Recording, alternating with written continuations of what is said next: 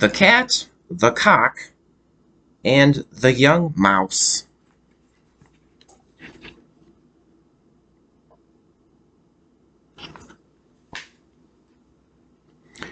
A very young mouse who had never seen anything of the world almost came to grief the very first time he ventured out, and this is the story he told his mother about his adventures.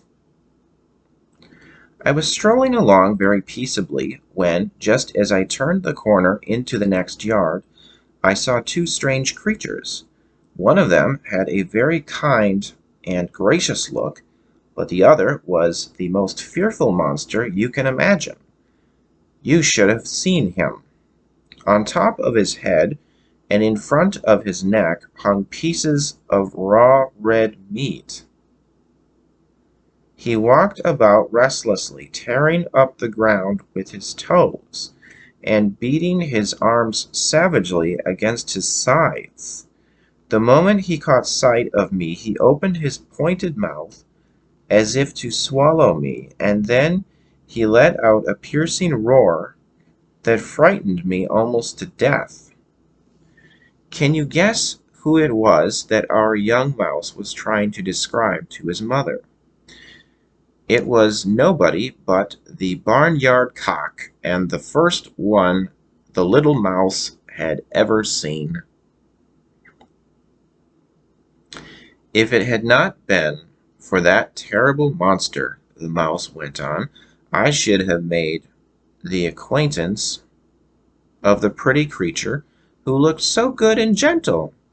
He had thick velvety fur, a meek face, and a look that was very modest, though his eyes were bright and shining.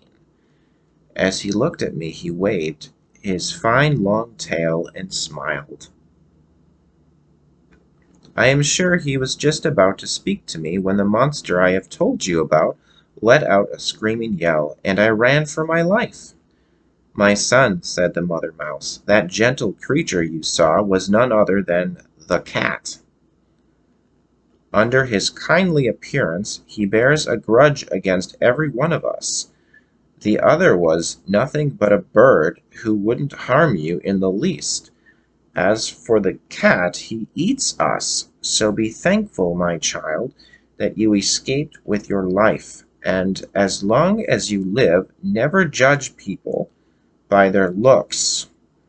Do not trust alone to outward appearances.